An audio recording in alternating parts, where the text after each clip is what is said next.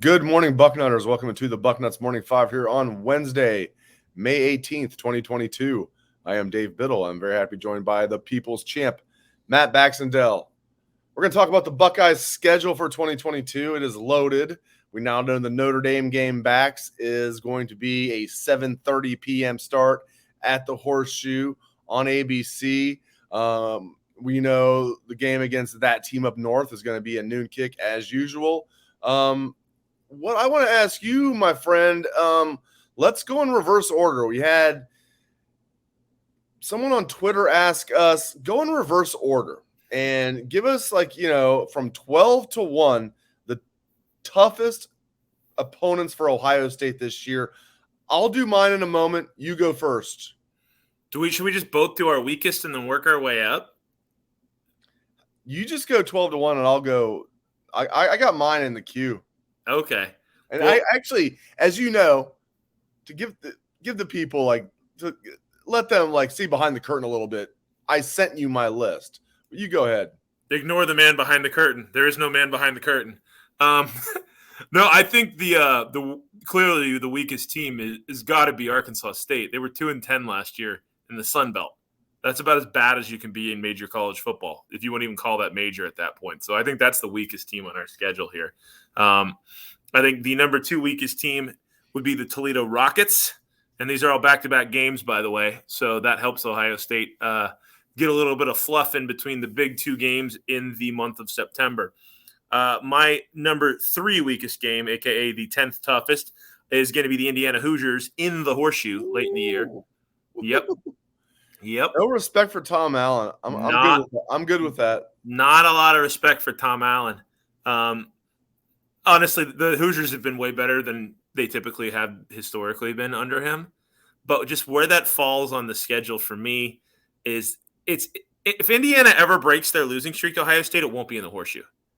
Just that simple. And it's been since I was 3 years old the last time they beat the Buckeyes. So I'm going to go with the stats and the history on that one. In my opinion, the next weakest game on the schedule is going to be Rutgers, also in the Horseshoe. Again, home field advantage against these. When was the last time we lost to a middling Big Ten team at home? I mean, really think about it. When is it the last time we lost to a Big Ten team at home, period? And then when you think about it. Good question. The teams we lose at home to are Michigan State going to win the Big Ten. Right? We lose at home to Penn State going to win the Big Ten, right? I almost said Illinois in 2007. 2008 or whatever. They went to the Rose Bowl. They went to, right. You can't even count that. Right. We don't lose at home to shitty Big Ten teams. Right. That's just the blunt truth. Right. So if we lose at home to a Big Ten team, it means they're good.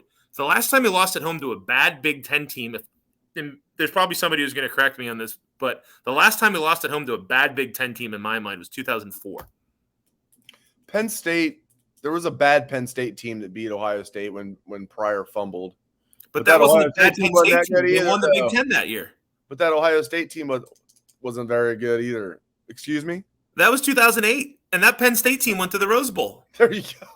See, I'm trying to reach for things okay. 2004. What Purdue about the team that went to the Rose Bowl in 2007? Purdue with 2004. What about 2008 Penn State? Rose Bowl. Life is good when those are your bad losses at home. Yeah. We have some stinkers out of conference. I would say losing at home to Miami on the road to Miami, so that didn't count. So, but Bosman style. Losing to USC in 2009 at home. That was bad. That leads me to my next point. They have not beaten a good non-conference opponent at home in a long time. And I've overlooked this. I was going back over this last night. Dude, it's been a long time. Notre Dame's coming to town week 1. It's been a long time since Ohio State. They've had a bad string of losing to, and not even necessarily really great non-conference opponents. Just Oregon, decent. Virginia Oklahoma, Tech. Right. A USC team that finished 8-5 with a true freshman quarterback. At least we beat Miami at home. That would have been bad. I mean, if you look at the teams that we used to be dynamite at home, and it goes back to that Texas loss in 2005 at home. Ever since then, when we play these big home and home series, the road games are the ones we do well in, right? Outside of USC, it's typically been we feel good about the road games, and the home games are, So I have some concerns there, but we'll get to that here because we're totally off the wagon in terms of our order of games that we're worried about here. So where was I? I was at Rutgers was number 9, right? So number 8 for me will be Northwestern. They stunk last year, so it means this year they'll probably win 8 games, and it's at Northwestern is the only reason I have them at 8. Flip side of that is that Northwestern can't keep doing the Pat Fitzgerald yo-yo forever. This may be the year that they stink consecutive games in a row. So I would go with the game on November 5th at Evanston, a.k.a. Ohio Stadium West, as my 8th toughest game. My 7th toughest game will be a home game against the Iowa Hawkeyes. Yes, I'm saying Iowa at home is in the bottom half of the schedule difficulty. Some people are going to disagree with that, and I understand that. But the reality is I will take that home game from Ohio State against Iowa. It bodes well for them because the next week they have to hit the road for Penn State. They won't be looking ahead to that with Iowa. They're going to be focused on that game. The 6th most difficult game in my book is late in the year at Maryland. This is a sneaky, scary game. It has trap written all over it. Admiral Akbar, it's a trap. That's what this game is. Because Taulia Tagovailoa actually is good at football if he's healthy. He actually has weapons at receiver. It's the week before we play the game. And that game is going to be, if there's any game we look forward ahead to, it's going to be that one. So Maryland's a bit of a trap. And if you remember, we almost lost to them a couple years ago. So if the defense doesn't improve in College Park, that's a scary one. The number 5 most difficult game to me right now would be at Michigan State. I think Sparty is a team that we have more talent than.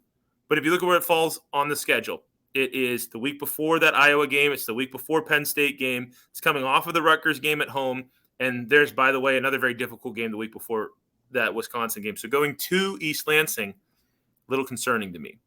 My number 4 game is going to be the Wisconsin Badgers at home at the end of September.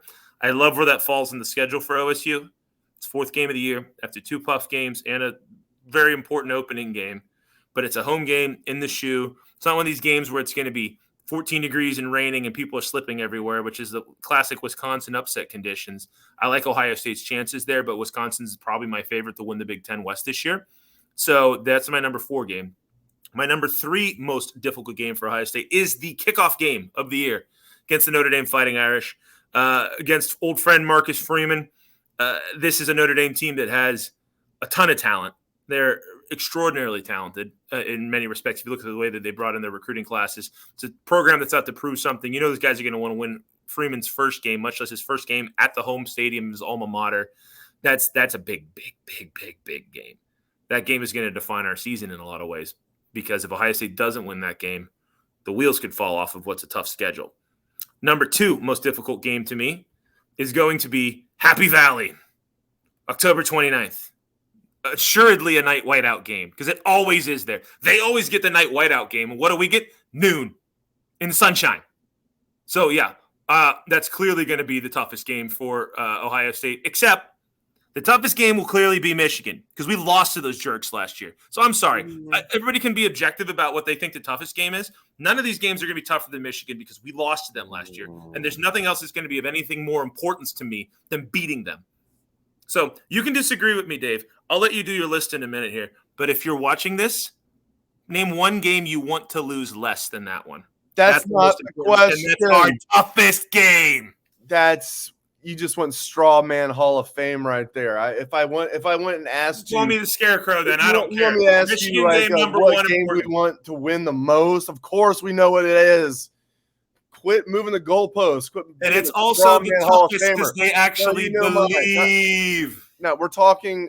Listen, just stay focused. Stay focused. Here are the 12 toughest games in reverse order for the Buckeyes this year: Arkansas State, Toledo, Rutgers, at Northwestern, Indiana, at Maryland. By the way, Ryan Day hates Mike Loxley. Just keep that in mind. Yeah, he really does.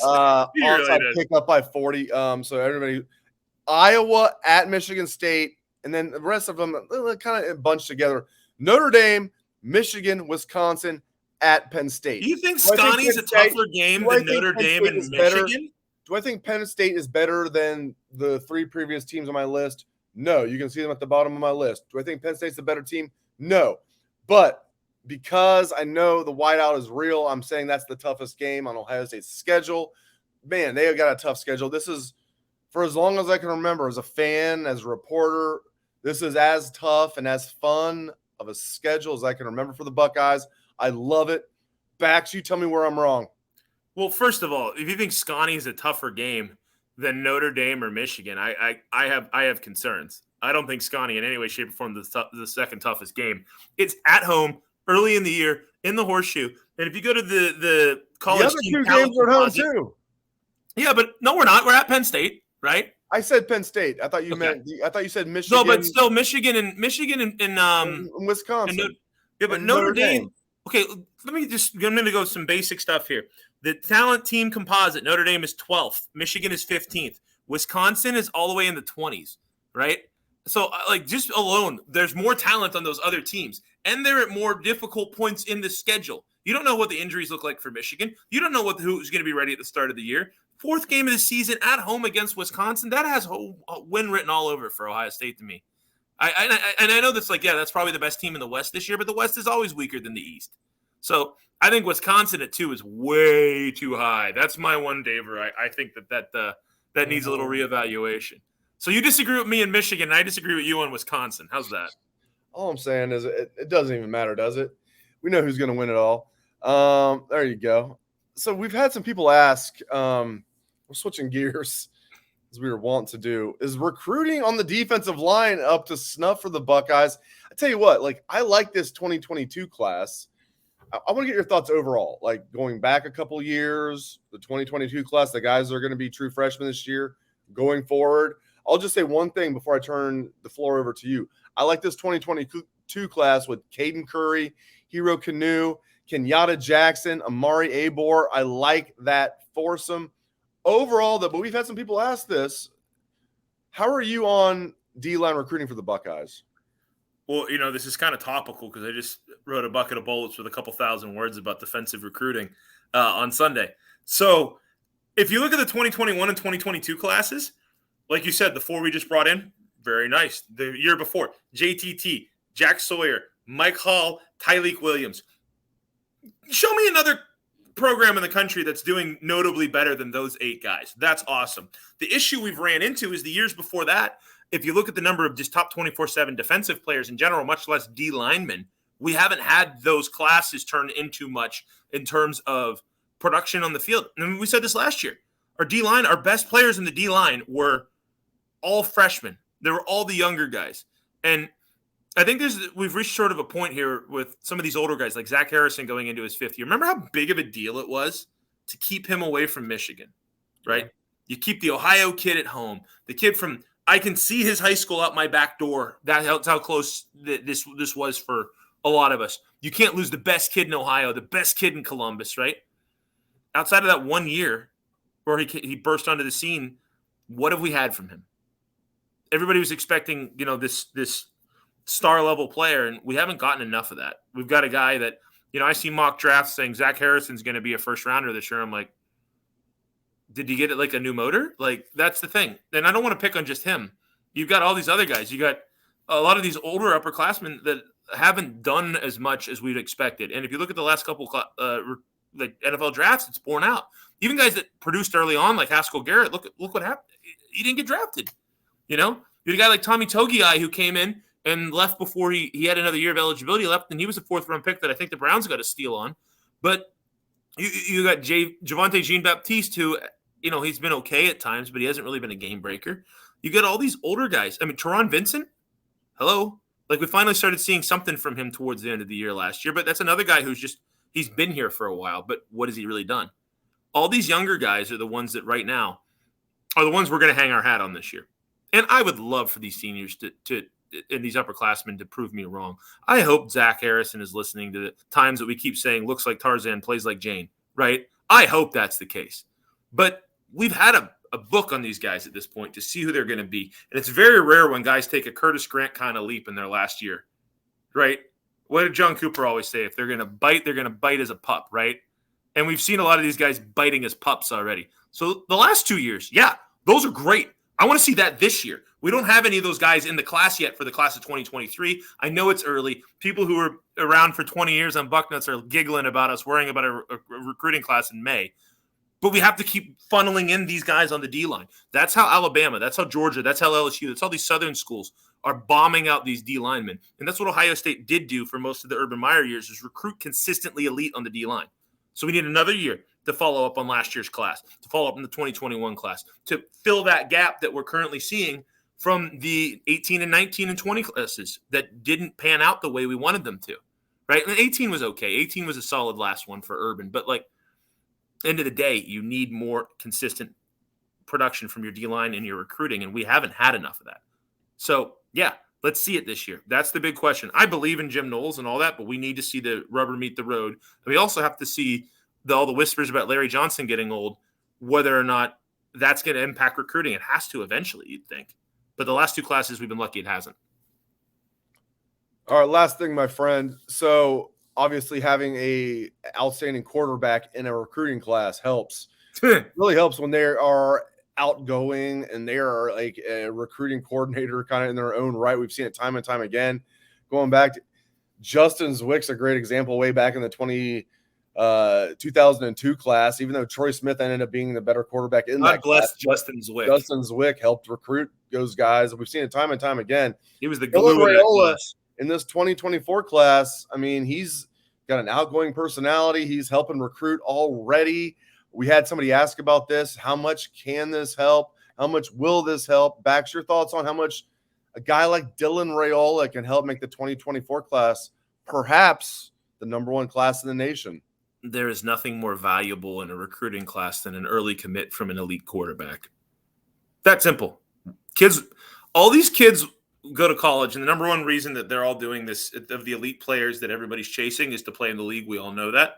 But everybody knows they have 3 years. So they got to work until they're there. So what do they want to do while they're there? They want to get better, sure. They all want to get to the league, right? Lots of schools complain about getting kids to the league. You know what they want to do in the interim? They want to win.